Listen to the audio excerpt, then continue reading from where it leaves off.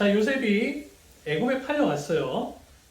자, 드디어 이제 애굽에 정착하게 다음 페이지 보면요. 이제 또 장소를 애굽으로 바꿨습니다. 자, 애굽에 왔는데 헤브론 보이나요? 네. 자, 멤피스 보여요? 멤피스 보여요? 네. 자, 온 보여요? 온? 자, 온은요, 헬리오폴리스라는 이름을 가지고 있어요. 지금의 카이로예요. 이집트의 수도예요. 자, 헬리오폴리스는요, 태양의 도시, 뭐 이런 의미가 있고, 태양신을 숭배하는 라의 신전이 있는 곳이라고 얘기를 해요. 자, 근데 이때 당시에는 온이라는 이름을 가지고 있었어요. 자, 멤피스에 도착한 요셉은 이제 보디발의 집에 거하게 됩니다. 빨간색 경광등이 보디발의 집이에요. 거기서 지내면서요. 자, 많은 일이 있었죠.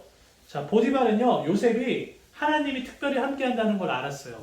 모든 걸 맡기면 다 잘 되고, 자기 집안의 모든 일들도 다 잘 되고, 부자가 되는 것을 느꼈어요. 근데 하나님이 함께 한다는 건 어떻게 알았어요? 아, 요셉에게 모든 걸 맡기면 요셉을 통해서 더 복을 받는 걸 느끼는 거예요. 그리고 요셉이 다른 애굽 사람과 다르게 특별한 그리고 경건하게 그리고 성실하게 살아갔다는 걸 보면서 아, 얘는 특별히 신이 함께한다 이렇게 생각을 했어요. 그래서 노예임에도 불구하고 집에 모든 것을 할 수 있는 총리로 세웁니다. 집에 집사로 세워요. 그래서 요셉이 얘기하죠. 나는 이 집에 모든 걸 할 수 있습니다만은 보디발의 아내 당신은 내가 어떻게 할 수가 없습니다. 그랬죠. 근데 보디발의 아내가 요셉을 유혹해서 자기와 동침하자고 꼬시죠. 근데 요셉이 그걸 거절하고 이제 나가면서 보디발의 아내는 화가 났어요. 그러면서 요셉을 속이죠. 요셉이 나를 납치하려고 했다. 그랬더니 이제 보디발이 화가 나가지고 요셉을 감옥에 가둬요. 자, 두 번째 그림이 감옥이에요. 자, 감옥에서 이제 생활을 합니다. 자, 요셉이 17살에 애굽에 온 다음에 자, 이제 나중에 총리가 될 때까지 무려 13년의 기간 동안 노예와 감옥 생활 죄수로 있었어요. 자, 그 13년의 기간 동안 정확하게 몇 년 동안 어디에 보디발의 집에 있었다 이런 기록은 없어요. 근데 절반씩 나눠도 뭐 7년, 6년 아니면 6년, 7년 이렇게 있을 수 있겠죠. 그래서 보디발의 집에 7년 동안 있다가 감옥에 6년 동안 있었어요.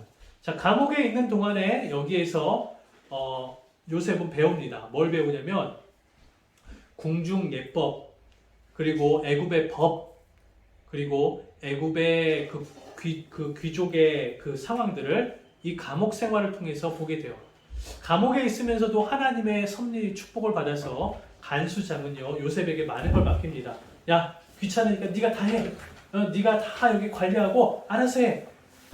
노예인데도 불구하고 이걸 맡길 수 있다는 건 그만큼 요셉이 뛰어난 인물이었다는 걸 증명을 해주죠. 요셉이 보디발의 집에 있으면서 배운 것은요. 일단 애굽의 언어를 배웠어요. 나중에 보면 알겠지만 가나안에서 온 형들은요. 애굽에 와서 요셉을 만났을 때 통역을 써서 얘기를 했어요. 그만큼 언어가 달랐어요. 근데 보디발의 집에 있는 6년, 7년 동안 애굽의 언어를 배워요. 그리고 또 애굽의 문화를 배우고 또 가정을 이끌어가는 그 경제관념을 이때 배우게 됩니다. 가정을 이끌어가는 어떤 리더십, 통치 기술을 배우게 되죠. 관리 기술을. 그리고 나서 이제 감옥에 있는 동안 꿈을 해석해주고 나중에 30살이 되었을 때 드디어 왕궁으로 입성을 합니다. 멤피스 왕궁에 갔을 때 이제 바로가 꿈을 꾸죠. 7개의 소가 나타났는데 살찐 소가 있었는데 나일강에서 삐쩍 마른 소가 나와가지고 다 잡아먹었다. 그리고 7개의 볕단이 있었는데 아주 말라 비틀어진 볕단이 그걸 다 없애버렸다. 뭐 이 꿈을 꾼 것을 이제 요셉이 해석을 해주죠. 요셉이 가지고 있는 지혜가 너무 뛰어났다는 거예요. 그래서 자기의 그 불안정한 왕권을 강화하기 위해서라도 지혜로운 사람이 필요했어요. 이때 왕이 세누스레트 왕이에요. 그래서 요셉을 총리로 세웁니다. 요셉이 총리가 되었을 때 총리가 이전의 총리와 다르게 아주 파격적인 대우를 받았어요. 어땠냐면 왕의 인장 반지를 떼줘요. 왕의 인장 반지는 뭐냐면 왕이 내리는 모든 권한을 이 반지를 통해서 증명하는데 이거를 요셉에게 껴줬다는 거야. 그럼 네가 왕 역할 대신해라. 그리고 요셉이 어딜 갈 때마다 애국 사람들이 얘기합니다. 엎드리라. 그렇게 얘기를 해요. 그 얘기는 뭐냐면 왕에게 하는 일을 요셉에게 했다는 거예요. 요셉은 어디 갈 때마다 다 엎드려서 경배를 받았어요. 그 꿈이 나중에 이루어지죠. 형들과 아버지에게. 요셉이 왔을 때 엎드려야 됐어요. 무조건. 안 엎드리면 어떻게 돼요? 보디발이 끌고 가요. 자, 그렇게 돼서 총리가 된 요셉은요. 자, 7년 대풍년, 아주 파란색으로 가나안과 애굽 온 지역에 풍년이 일어났어요. 그때 그걸 예상을 하고 곡식 창고도 만들고, 풍년이 났다는 거는 비가 많이 왔다는 거죠. 나일강이 풍성하게 범람해가지고 저 아래 고센 지역까지 다 물이 흥건하게 될 정도로, 그게 이제 7년 동안 유지가 됐고, 그때 저수지를 지어서 알파임 오아시스를 지어가지고 물을 모아두게 됩니다. 그 일을 하게 되면서 왕이 요셉을 봤을 때 너무 중요한 인물이잖아요. 근데 이방인이기 때문에 귀족들에게 미움을 살 수가 있었어요. 그래서 요셉을 애굽 사람으로 만들려고 온의 제사장하고 결혼을 시킵니다. 온의 헬리오폴레스 라를 숭배하는 제사장의 이름이 보디베라인데, 보디베라의 딸 아스낫과 결혼을 시켜요. 그래서 결혼을 한 다음에 두 아들을 낳아요. 므낫세와 에브라임. 그렇게 해서 그 온 지역에서 정착을 하면서 살아갑니다.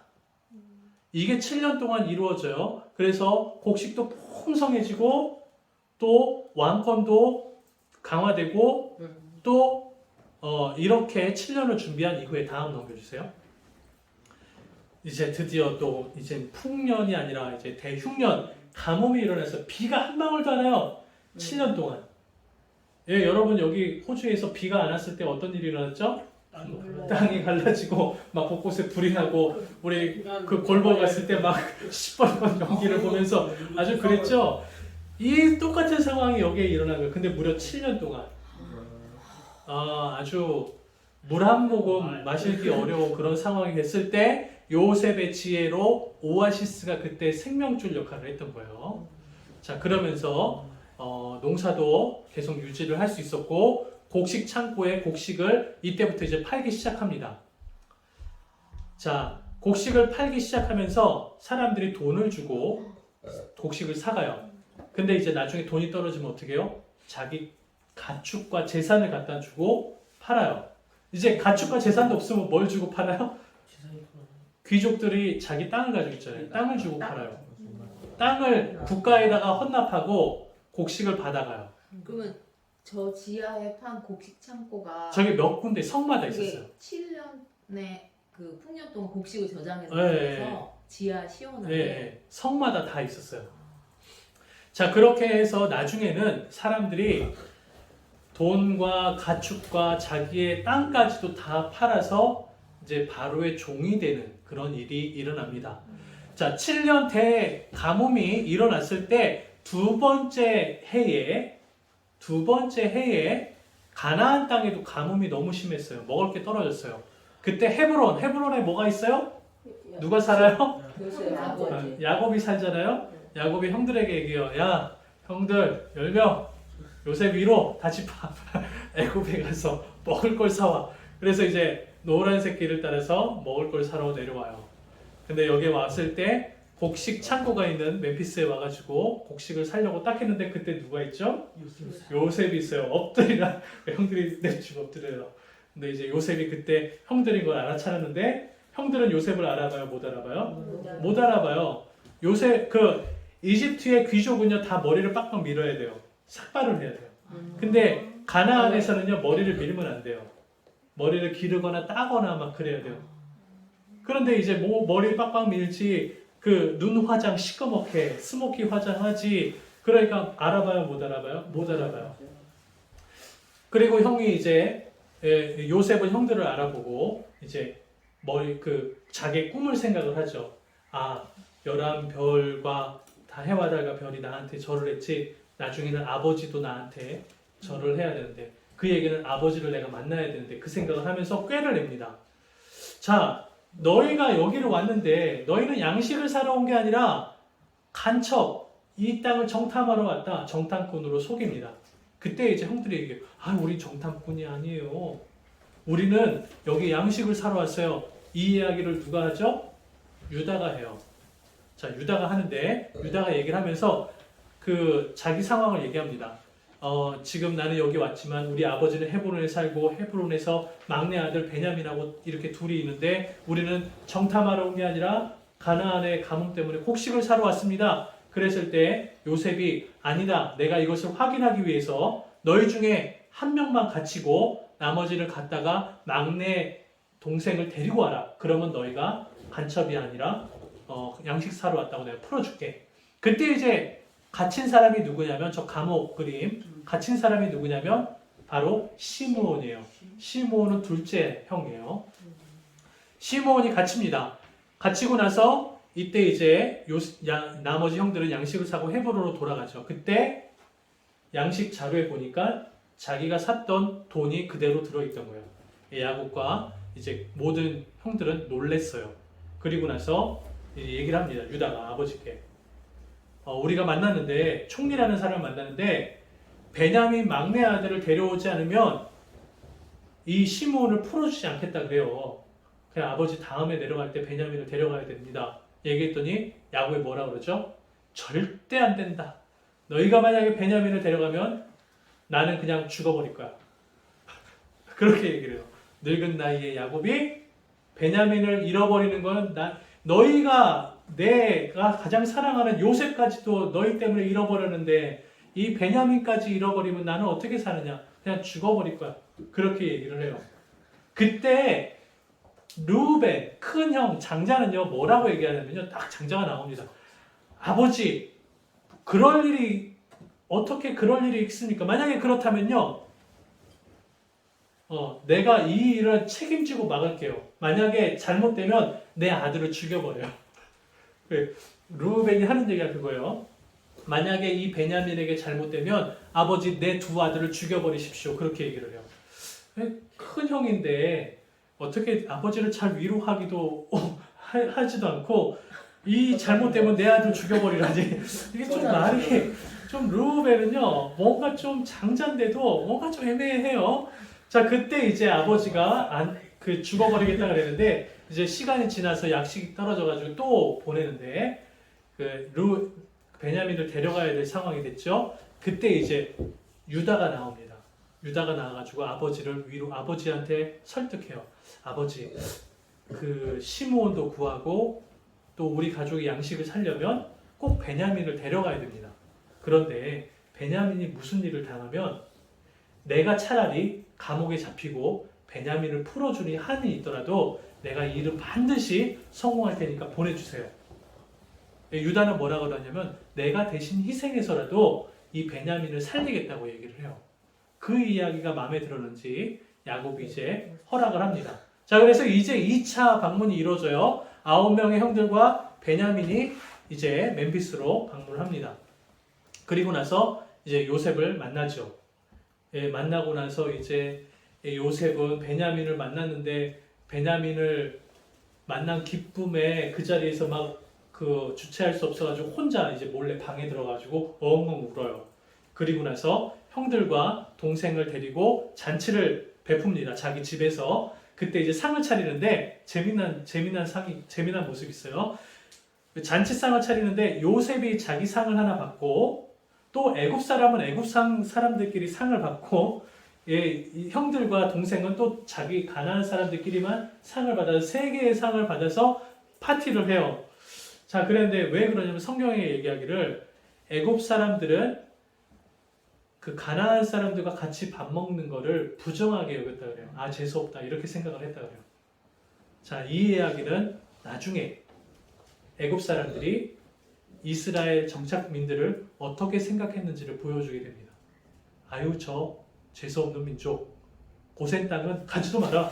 왜? 재수없는 사람들이 살고 있어. 그렇게 생각을 했다는 거죠. 자, 그 일이 있은 다음에 이제 요셉이 자기가 요셉이라고 밝히죠. 그때 온 가족이 형들이 부둥켜 안으면서 울죠. 그리고 아버지를 이제 지금 흉년이 2년이 지났기 때문에 몇 년이 남은 거예요. 5년이 더 흉년이 있는 거예요. 더 살기가 어려워지니까 아버지를 애굽으로 모셔오십시오. 그러면 내가 형들과 아버지를 보필하겠습니다. 그렇게 해서 아버지를 모셔오라고 얘기를 하죠. 이 이야기를 들었던 바로는 이제 군대와 또 호위병들을 해가지고 동원해가지고 야곱 가족을 다 데리고 오게 합니다. 다음 페이지. 자, 이제 드디어 마지막 장면이에요. 헤브론에서 야곱의 모든 가족이 이제 애굽으로 이주를 하게 됩니다. 처음에 야곱은 요셉이 살아있다는 이야기를 듣고 못 믿었어요. 믿지 않았어요. 왜냐하면 형들이 죽었다 그랬고 이미 예전에 요셉이 죽은 것 때문에 엄청 슬퍼했다는 거예요. 그런데 살았다는 얘기를 듣고 안 믿었어요. 근데 애굽에서 가마, 그 요셉을 위한 마차와 또 호위병과 막 그런 걸 보고 나니까 진짜 있나 보다 믿고 이제 떠나가기로 결정을 하죠. 그리고 브엘세바 보여요? 브엘세바? 네. 브엘세바는 어디예요? 뭘로 유명해요? 누가 브엘세바를 누가 이름 지었어요? 아브라함. 브엘세바는 7개의 우물이잖아요. 자, 아브라함이 여기에서 그 블레셋 그 아비멜렉하고 맹세를 했던 곳이잖아요. 자, 헤브론에서 브엘세바로 오면서 여기에서 하나님께 제단을 쌓습니다. 그때 하나님이 너는 애굽으로 가라. 그런데 애굽에서 잠깐 살다가 내가 반드시 너희 민족을 가나안으로 데리고 올 거다. 그 얘기를 하면서 이제 떠나게 됩니다. 이때 애굽으로 떠날 때 야곱을 제외하고 자녀의 수가 66명이에요. 자, 애굽에 도착했을 때 야곱과 또 요셉의 그 아들들까지 포함해서 70명이 이제 고센 지역으로 이동해서 여기에서 정착하며 살게 됩니다. 야곱과 이제 형제들이 애굽에 도착했어요. 왕을 만났어요. 그때 왕이 야, 너희는 그러면 어디에 살기 원하냐? 그랬을 때 형들이 얘기합니다. 우리는 원래 직업이 뭐예요? 야곱의 직업은 목자잖아요. 양 치는 사람의 가축 돌보는 사람. 우리는 원래 목자들인데 그러면 우리는 그냥 요 고센 지역에 풀이 많으니까 이 고센 지역 가가지고 양 치겠습니다. 그랬어요.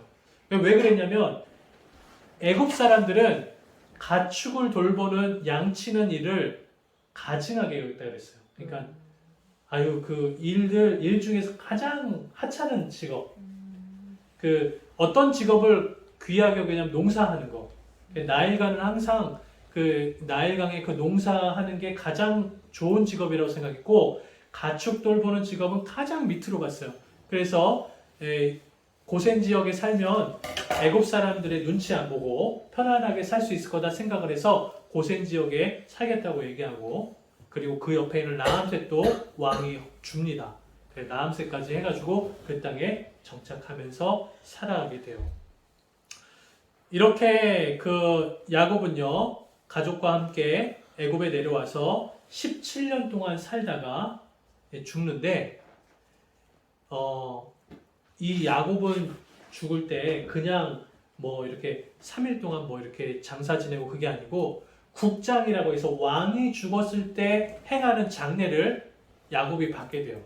그래서 멤피스에 모여가지고 야곱의 시신을 수레에 얹고 그리고 그 군대와 귀족들과 호위병을 이끌고 헤브론에 도착해서 헤브론에서 장사를 지내는데 무려 70일 동안 70일 동안 왔다 갔다 하는데 이 70일 동안 국장이기 때문에 애굽 사람은 단 한 모금의 술도 마셔서는 안 돼요. 그렇게 중요한 인물로 마지막 그 장례를 치렀던 그 사람이 바로 야곱이었어요. 자, 야곱이 죽은 다음에 창세기는 이제 끝이 납니다.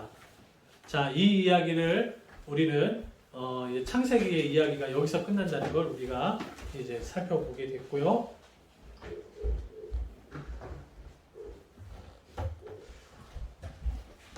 자, 아까 전에 잠깐 설명을 했다시피 세누스레트 이 왕권이 강화되면서 요셉이라는 총리를 얻고 나서 이 12왕조는 엄청나게 부강해지는 왕조가 됐어요. 자, 가뭄이 일었을 때 자기의 땅을 이제 팔면서 그 나라에 그 땅을 주고 그 다음에 양식을 얻으면서 요셉이 그때 딜을 합니다. 어떤 딜을 하냐면 너희가 이제 내가 땅을 줄 테니까 이 땅에다가 곡물을 심고 거기에 나오는 소출의 5분의 1을 나에게 주고 5분의 4는 너희가 가져라.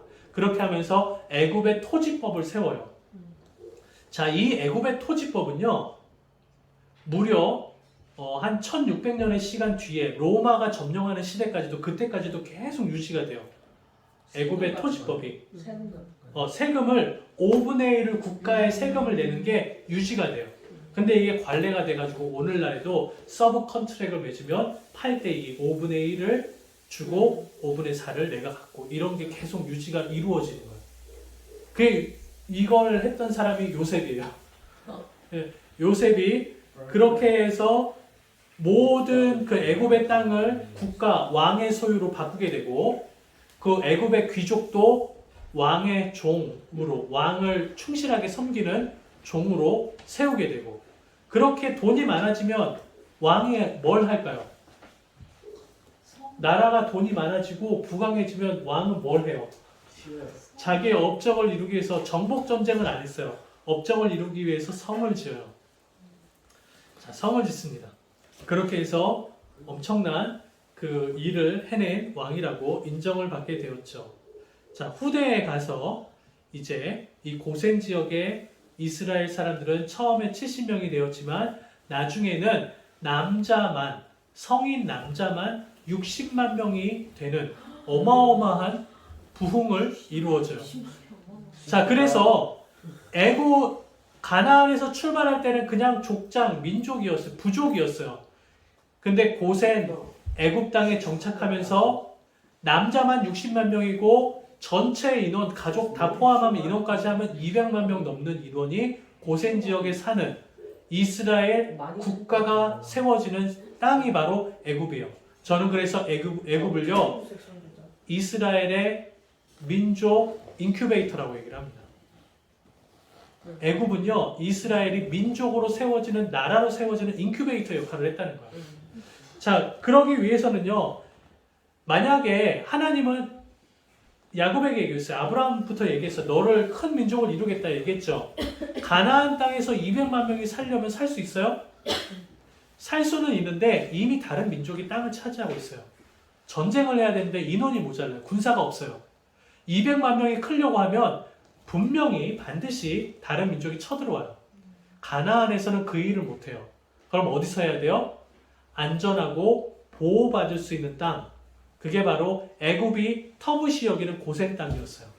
그 땅에서 200만 명이 나라로 세워지게 됩니다. 그렇게 보호받을 수 있는 역할을 하기 위해서 하나님은 요셉을 구원자로 미리 보내시죠. 거기에서 이스라엘의 구원을 이루어 가셨습니다.